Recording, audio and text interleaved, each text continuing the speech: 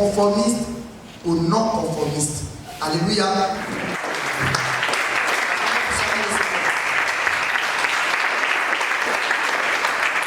Bonjour à tous, soyez bénis. Vous connaissez l'heure comme de près, donc on connaît le contexte. Et vous avez véritablement bravé toute cette heure, la prudence. Cela démontre l'amour que vous manifestez en cette l'œuvre de Dieu et du Seigneur. Ce sont les choses que le Seigneur nous a réalisées. Le monde ira devant nous, mais nous qui sommes des chrétiens, nous avons la grâce et le privilège d'être dans une position privilégiée parce que le Seigneur nous fait bénéficier de ses grâces, de sa protection et de son soutien. Acclamons le Seigneur. Ceux qui n'ont pas là, soyez connectés. Je demande à Mme Lozo du côté de l'Angleterre d'être connecté. Je voulais saluer le pasteur Figura Général du Gabon. J'ai vu ton temple flambant neuf que tu as vraiment transformé. Je voulais te saluer parce que tu nous suis de près, tous ceux qui nous suivent.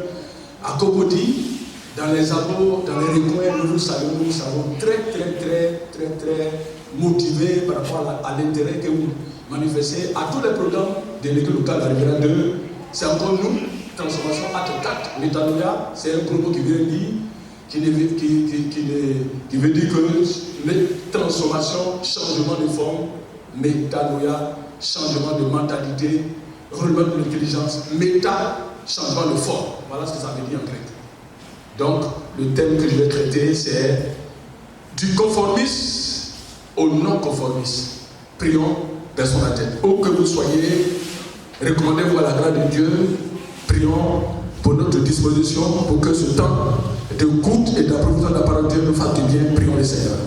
Seigneur, je voulais te rendre grâce et je voulais encore te remercier et te bénir pour ce temps d'écoute de la parole de Dieu relative au programme de transformation acte 4 initié par le conseil, par l'église locale de la Riviera 2. Que ton nom soit béni, Seigneur, parce que nous sommes disposés à t'écouter, parce que tu parles, tu te révèles à nous. Honneur et la gloire sont à toi. Béni soit ton nom, au nom de Jésus. Amen. Que le Seigneur bénisse. Le chrétien, c'est vrai que les citoyens du ciel, mais il vit sur la terre des hommes. C'est-à-dire que le chrétien, ce que nous comprenons, c'est que le chrétien, il vit sur la terre. Il a double nationalité. Il a une nationalité céleste et aussi, il vit de manière temporaire sur la terre.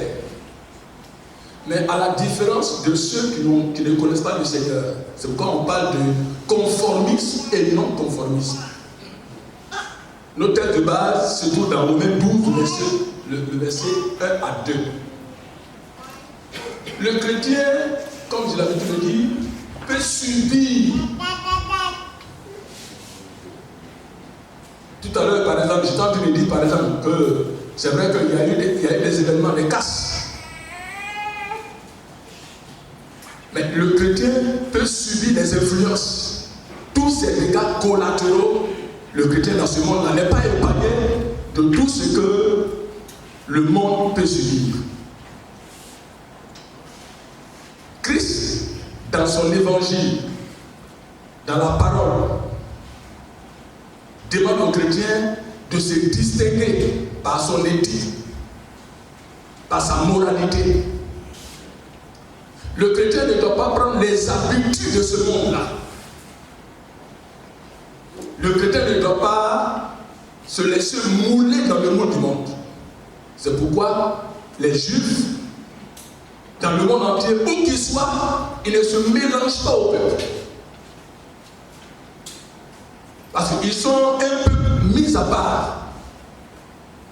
Ils sont un peu qui se distinguent. Parce que dans la réalité, ils savent en qui ils ont cru. Le paradoxe et le contact que nous vivons, nous les chrétiens de cette époque-là, c'est que dans la réalité, quand on voit l'église et le monde, il n'y a pas de différence.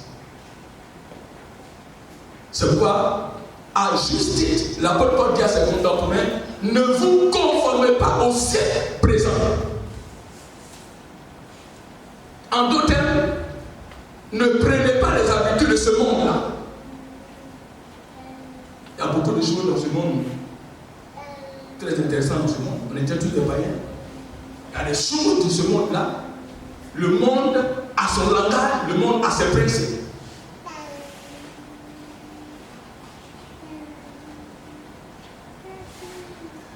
Je vous propose une expédition centrée sur le non-conformisme du système de ce monde-là. L'échelle de valeur de ce monde. Et quand tu veux vivre pieusement dans ta sphère, dans ton milieu, tu es vraiment combattu. Un chrétien qui n'est pas persécuté, qui n'est pas combattu, il faut douter du christianisme que tu es en train de pratiquer. Dès que ça dit que c'est un christianisme peut-être accepté de tout, parce qu'il y a un évangile où il y a la somme de quoi qui est appréciée, qui est acceptée de tous. Ce n'est pas l'évangile de Christ. C'est pourquoi la Bible dit, ne vous conformez pas. On parle du conformisme. Parce que le monde a son attrait, le monde dans lequel nous sommes est un système.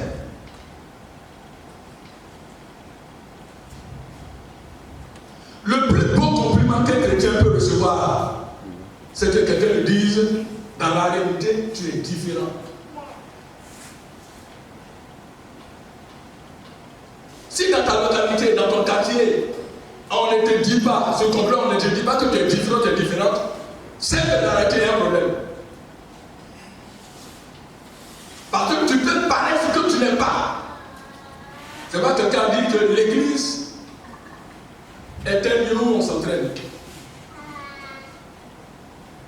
Mais l'aspect où on doit vivre le christianisme, la parole de pratiquer, c'est en dehors de l'église, parce que l'église est comme un centre d'entraînement où on s'entraîne. Et en dehors de l'église, on vit notre foi. On démontre qu'en réalité, on est différent des autres. On doit prendre les habitudes, les colorations de ce monde-là. Il faut qu'on se distingue. Cela n'a aucun rapport avec le fait que l'on soit bizarre ou étrange, mais plutôt que notre mariage ou union avec Christ a produit en nous un caractère de vie supérieur qui ne se mélange pas à tout ce qui est contraire à l'esprit de Christ.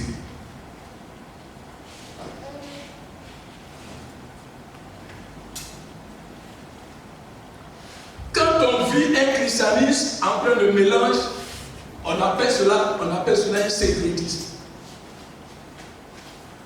C'est comme chez mes parents du groupe, ou quand c'est la fête de Dibri, où on prend le couteau, on pèse le ventre et les chrétiens sortent, on chie des œufs. On préfère même dire qu'on va mettre dans l'église prier avant qu'on fasse ça. Ça n'a rien à voir avec le christianisme authentique, biblique, prôné et enseigné par les apôtres. Ça n'a rien à voir. C'est un christianisme qui se pratique avec les biais d'agir qui n'a pas de fondement. C'est pourquoi l'église n'a pas d'impact. Quelqu'un dit je cherche l'église, je ne trouve pas l'église dans le monde. Il n'y a pas de référence. Alors, il faut que nous écoutez de loin comme de près sur les 5 continents, ou que vous soyez bien connectés. C'est une parole que le Seigneur voulait qu'on s'approprie. Cet enseignement se veut un enseignement de réflexion, de méditation profonde sur notre état du moment.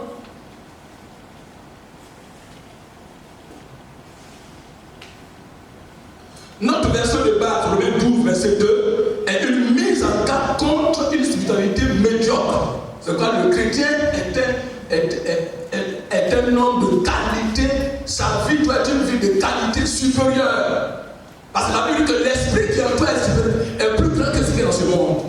Alors, d'où la nécessité pour toi de vivre une vie d'éthique. De voir quelqu'un dit l'un des plus grands défis dans notre monde contemporain, c'est une vie éthique.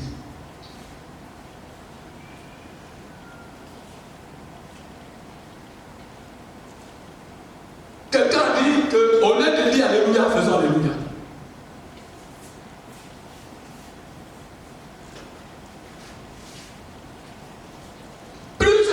Plusieurs preuves sont des changements de paradigme. Une nouvelle manière de voir, une nouvelle stratégie.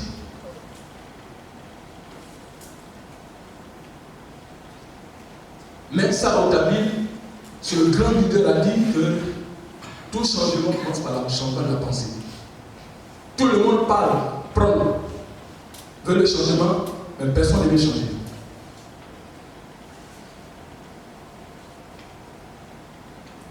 C'est comme aujourd'hui, l'église n'a pas de force.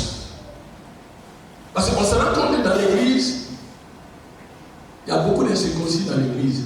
Beaucoup sont passés pour la conversion. Le changement radical, la métamorphose, le métanoïa, changement de forme. C'est un style de vie.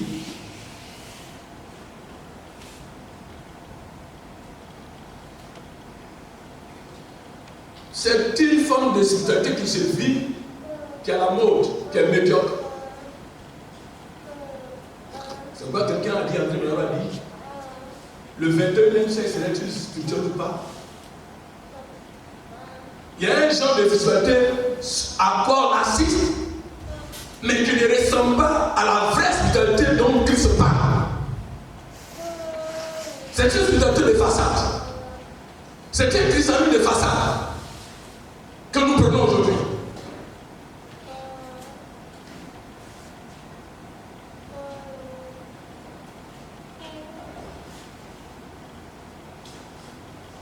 Romains 12, verset 2 est une mise en garde contre une spiritualité médiocre dans un monde où Satan lui-même est le Dieu et le prince de ce monde. Quand on le lit par exemple, 2 Corinthiens 4, verset 4, on le voit. Satan, quelqu'un a dit que le monde a plusieurs propriétaires, n'est-ce pas?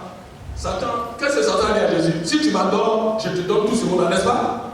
Satan aussi réclame le monde comme sa propriété. Mais comme c'est un menteur,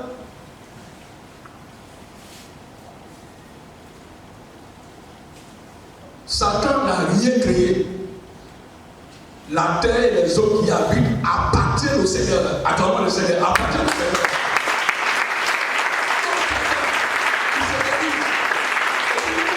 Il aime le camouflage.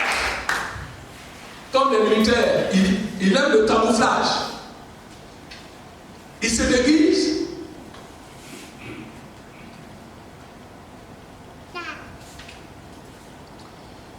Dans ma démarche et dans la méthodologie, je voulais vous communiquer les points pour que vous sachiez là où je vous conduis. Le premier point, il sera question de se conformer au monde qui décharge spirituel. Et le deuxième point, rompre net avec le siècle présent.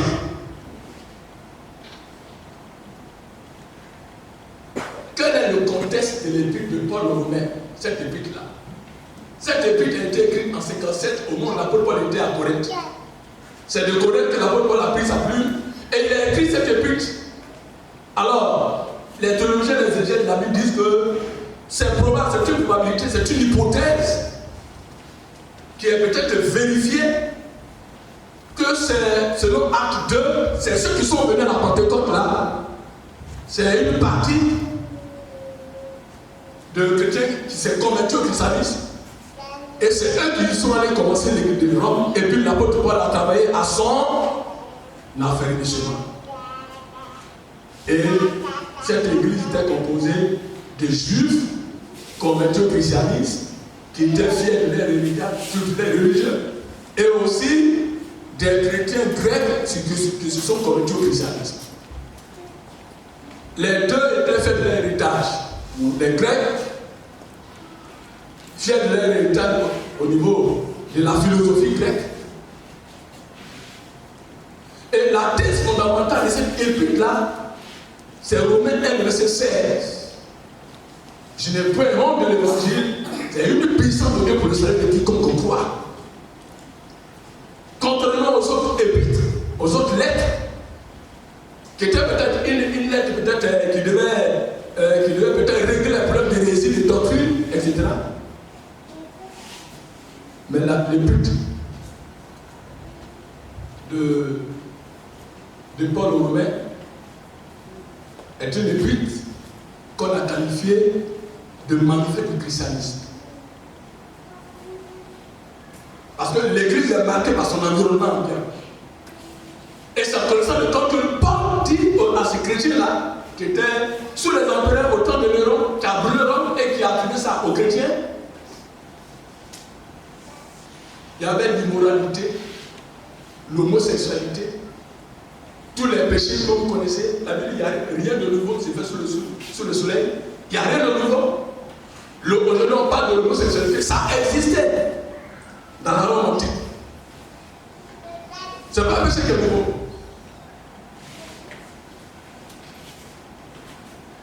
Malgré l'environnement, malgré le siècle présent, Paul ici dit aux chrétiens de Rome, faites attention par rapport aux habitudes. Vous êtes dans un monde, mais vous n'êtes pas de ce monde-là. Alors, quand j'ai consulté les différentes versions que j'ai à ma possession dans ma bibliothèque, dans Romains 12, verset 2, on consulte les versets pour faire une bonne exégèse, pour faire une très bonne interprétation, pour connaître le sens même vraiment du verset, pour en tirer des leçons spirituelles. Quand je m'attire par exemple à la version, par exemple, Martin, Romains 12, verset 2, et ne vous conformez point à ce présent siècle, mais soyez transformés par le renouvellement de votre intelligence. La version d'Arby, ne vous conformez pas à ce siècle, mais soyez transformés par le renouvellement de votre intelligence. La version Campon, ne vous modélez pas sur ce monde.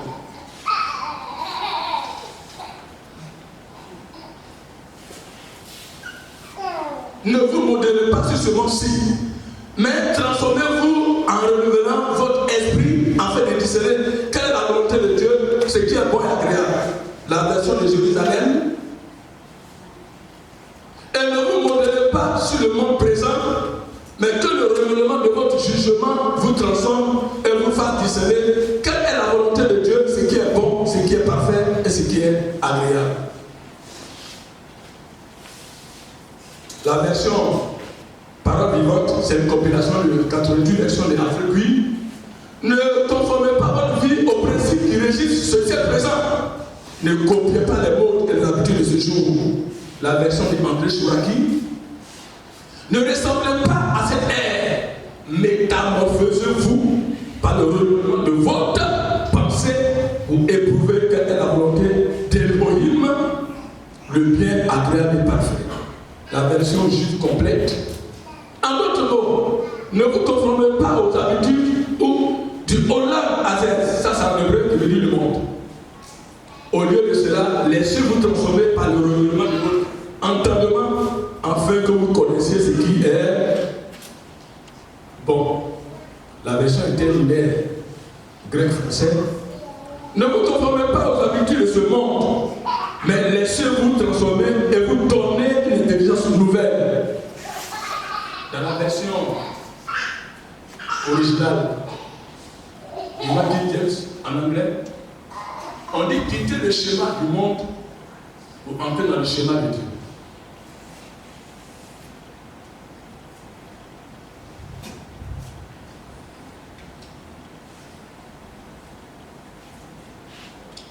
Se conformer au monde, une décharge spirituelle. Le monde dans lequel nous vivons a son système de vie, érigé par les hommes dont le but est de trouver le bonheur sans Dieu. J'ai tenté d'écouter une cassette que je préfère dire le nom, qu'un ami m'a balancé sur mon WhatsApp. Et celui qui t'a fait le commentaire, t'a dit, au fait, dans la réalité, le nouvel ordre mondial qui devait être activé par le pape le 14 mai,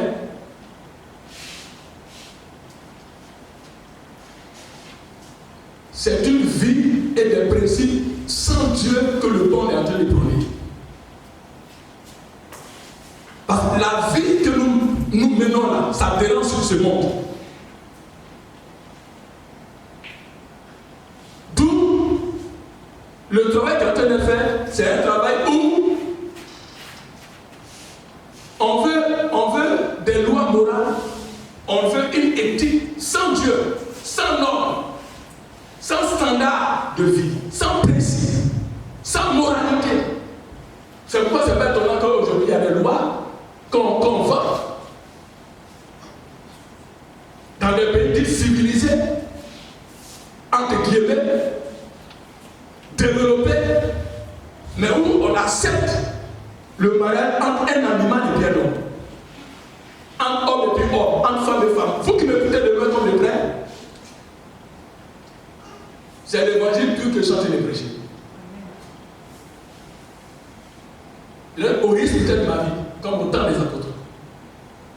Mais le temps est arrivé où la Bible que vous connaissez la vérité vous affranchira. Où va le monde?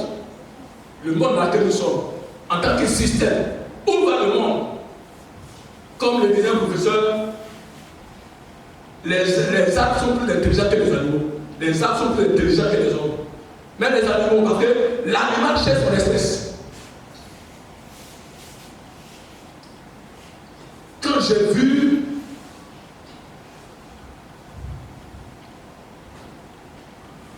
qu'un humain créé à l'image de Dieu qui tente de faire l'amour des nations avec un serpent, un python, je me dis, comme l'a dit le professeur Fortemé à l'époque, est-ce qu'il dans ma langue, quel monde?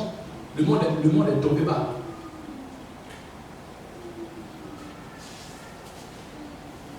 Que le Seigneur vienne à nos secours. Et aujourd'hui, ces lois sur l'homosexualité et le lesbianisme est légalisée, est valorisée dans notre monde. Et même dans les églises.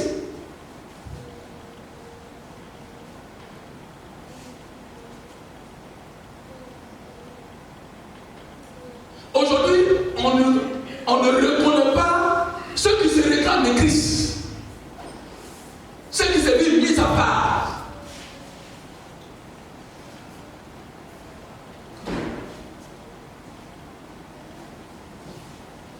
On ne reconnaît pas un chrétien, on ne reconnaît pas un chrétien. De par son éthique, de par sa moralité, on ne reconnaît pas l'Église. Parce que l'Église, comme l'a dit Martin Luther King dans le livre La force d'aimer, le monde est comme un thermomètre et qui prend la température ambiante de l'environnement. Au lieu que les chrétiens soient des thermostats dans leur environnement, dans l'espace, au contraire, c'est le contraire. C'est quoi lui dit? Vous êtes la lumière du monde, vous êtes le sel de la terre. Une vie que ne peut être cachée. On n'allume pas une lampe pour la mettre sous le pinceau et l'éclair. Que votre bonne action luise. Vous êtes quoi? Une lettre lue et connue de tous, appréciée de tous.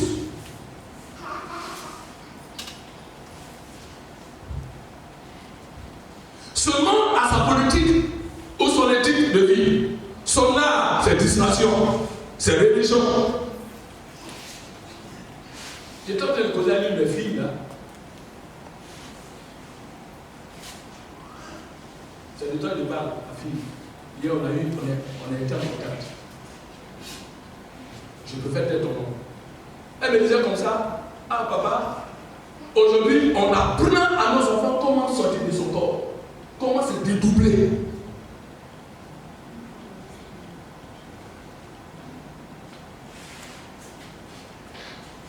Et quand un homme naît, il a la possibilité peut-être de définir son sexe à l'autre.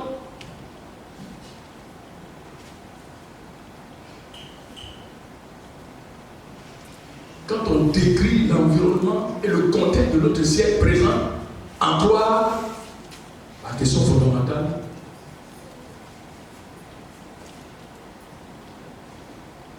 quelle serait l'Église? Quelle serait l'identité de l'Église chrétienne d'ici 10 ans, d'ici 15 ans? Tellement que l'Église connaît des pressions morales. Et quelqu'un dit que l'Église est en danger, c'est vrai. L'Église est vraiment en danger.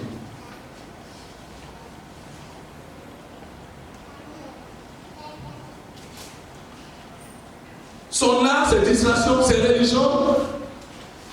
Je disais comme ça à mes enfants, mais pourquoi par moment on on ne dit pas qu'à 19h, les portables que nous utilisons, on ne dit pas qu'à 19h, c'est fini. On peut communiquer pourquoi c'est à minuit. Parce que Satan veut voler notre temps. Satan a inventé tellement de distractions dans ce monde-là. On peut même être scotché pendant 24 heures sur 24 heures en train de regarder des abominations de pratique, des choses qui n'édifient pas et qui sapent notre morale et notre âme. Parce que Satan est l'objectif à terre. Parce qu'il y a une guerre psychologique. Il y a une guerre médiatique que Satan vient de mener. Parce que l'objectif de Satan, c'est de voler notre temps. Il a inventé beaucoup de distractions. Et aujourd'hui, même pour se concentrer, pour prier, être en communion avec Dieu, c'est difficile.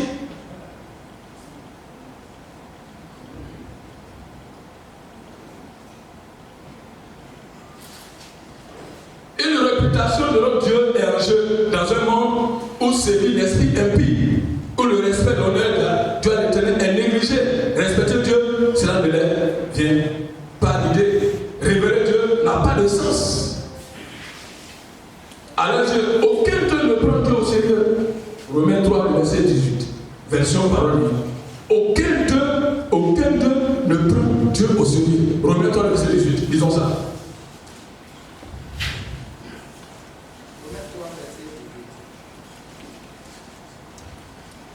Romains 3, verset 18. La crainte de Dieu n'est pas devant leurs yeux. La crainte de Dieu.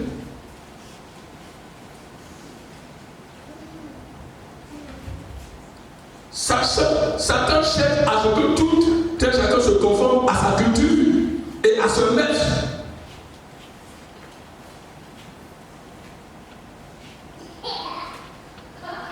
Ma deuxième fille, elle a fait les cours d'être elle est venue, et puis elle a dit à papa, vraiment, on a un professeur là, voilà ce qu'il nous enseigne.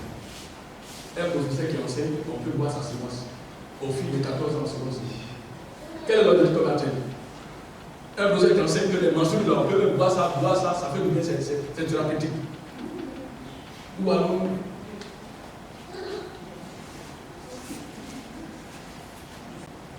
Le croyant se fend ou se laisse couler dans la vie de ce ciel est semblable à quoi? À un thermomètre, comme le Seigneur dit. En fait, le croyant thermomètre est une métaphore qui correspond mieux à la nature des croyants dont la vie est rythmée par les attraits et les passions du monde. Très bien. Il s'isole au gré des températures avec les païens. Il se comporte en païen. Parmi les chrétiens, il se montre aussi chrétien. Il compte des deux côtés. De tels croyants n'ont pas compris que notre vocation privilégiée est d'avoir une connaissance croissante et de plus en plus intime avec Dieu.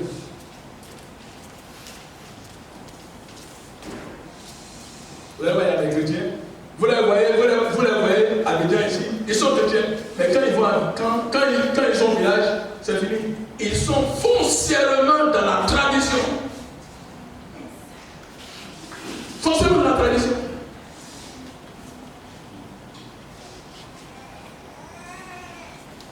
Je ne suis pas comme la tradition, il y a des vérités que la tradition nous enseigne. Mais par contre, Jésus a dit, vous annulez les commandements de Dieu, votre tradition. Et quand c'est comme ça, c'est dangereux. Ça peut avoir un impact négatif. Si vous ne gagnez le monde vous gagnera.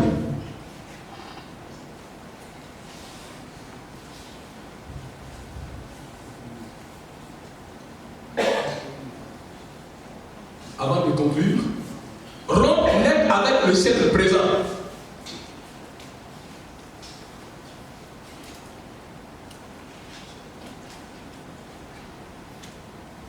Martin Luther King a dit, je cite, à partir du moment où je considère le Christ et moi comme Dieu, je suis perdu. Quelle devrait être alors la bonne attitude du croyant dans ce siècle présent?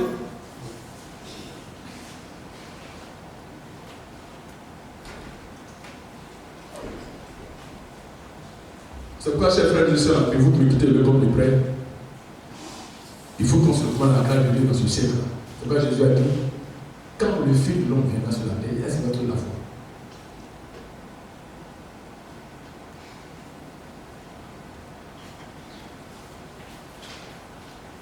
Même aujourd'hui, même là, pour un entretien d'embauche, c'est pas facile.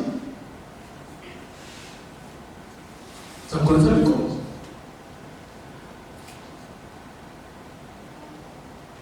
Vous avez l'expertise, vous avez tout ce qu'il faut, mais écoutez, voici les conditions que le monde met en avant.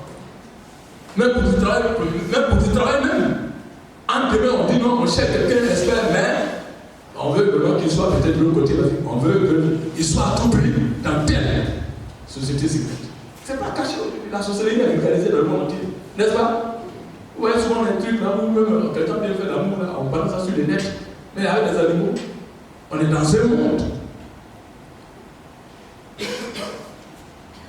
où il n'y a pas de morale. Ça n'existe pas. La Bible nous met en garde. La vraie spiritualité exige une rupture absolument nette avec l'ancienne façon de vivre dans ce monde. C'est S. Lewis. Il a écrit un livre que je considère vraiment les tactiques du diable.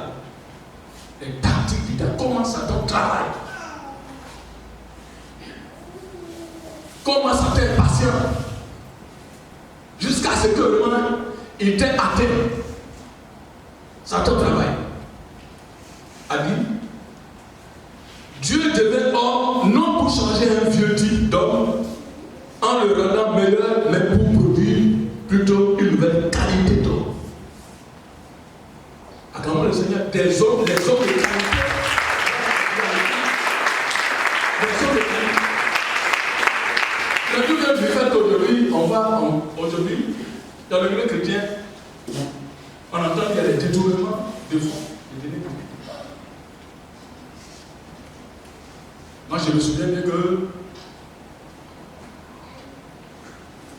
je voulais te saluer, M. Chad Ababou, ancien directeur du gouvernement, maintenant tu es à la retraite. Je te souviens qu'à l'époque, le pasteur Conné, on avait des dossiers, plusieurs dossiers. On allait te supplier pour que tu viennes, c'était chrétien. Et il y a un lycée, je te fais son nom, qui a détruit près de 14 millions, il a été envoyé chrétien diable de l'église locale. En réalité, les gens qui viennent de l'échelle dans le monde entier, c'est les chrétiens. Mais bizarrement, les scandales qui se commettent dans nos églises locales, beaucoup de scandales qui se commettent dans nos églises locales aujourd'hui, à tort et à raison.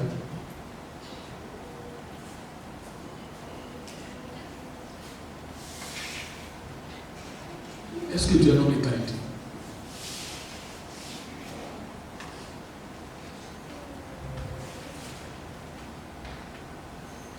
Souvenez-vous de ce que Jésus a déclaré, personne ne coupe une pierre de drap neuf à un vieil habit. Autrement, la pierre de drap neuf comporterait une partie du vieux et la déchirure serait pire. Et personne ne met du vin nouveau dans une vieille outre. Autrement, le vin fait rompre les outres et le vin et les outres sont perdus. Mais il faut mettre le vin nouveau dans les outres de Matthieu 2, 21. Il y a deux points fondamentaux concernant les rapports avec ce présent. Premièrement, par notre union avec le Christ, nous sommes revêtus d'un vêtement flambant neuf, non un vieux vêtement rapiécé ou raccommodé. Deuxièmement, nous ne sommes pas sauvés par Christ pour se fondre dans le système de vie de ce monde, mais nettement pour influencer ou transformer le monde.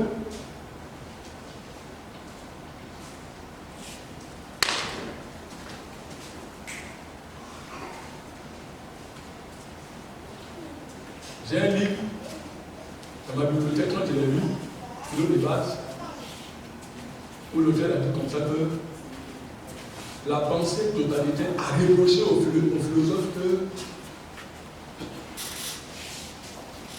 qu'ils se sont focalisés à interpréter le monde alors que le monde avait besoin de transformation.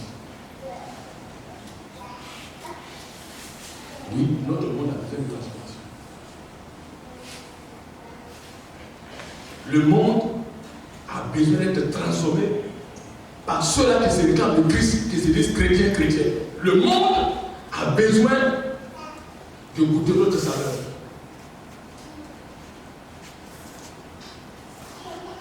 Et c'est ce qui a été la force des premiers chrétiens pourtant absolus.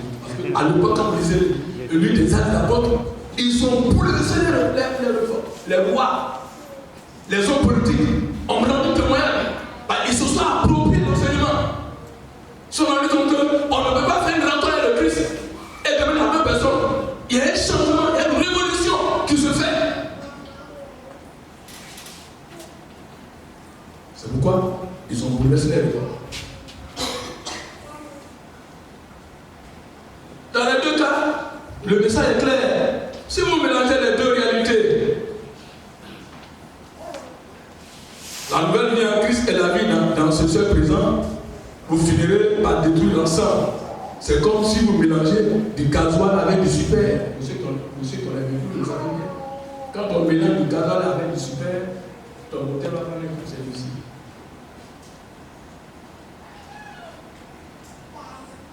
Quand la Bible dit qu'on ne peut pas se deux à la fois. On ne peut pas aimer 2 mètres à la fois. C'est pas possible. On aimera l'un et on haïra l'autre. On ne peut pas avoir un pied dans le monde et puis un pied dans le christianisme. C'est pas possible, ça ne marche pas. Tu ne peux pas avoir de l'impact.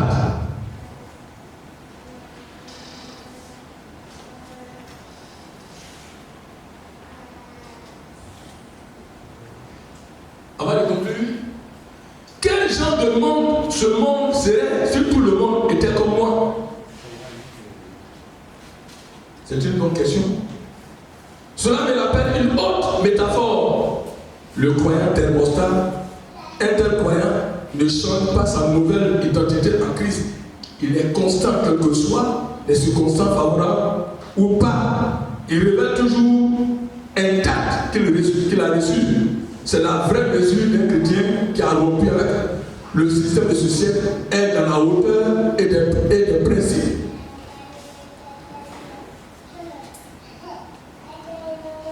La profondeur de ses convictions et la longueur de sa passion, quelqu'un a dit, nous ne sommes pas des êtres humains qui font une expérience spirituelle, mais des croyants spirituels qui ont une expérience humaine.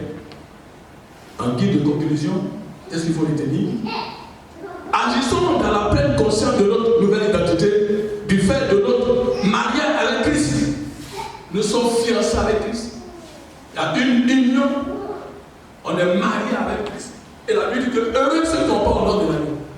Et il va nous revêtir dans une nouveau revêtement.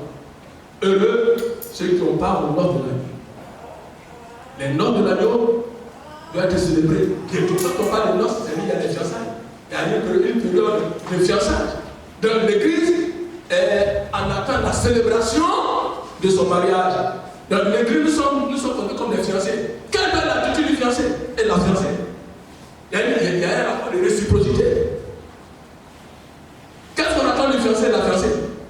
C'est que la fiancée soit dans les conditions jusqu'à ce que le mariage soit célébré.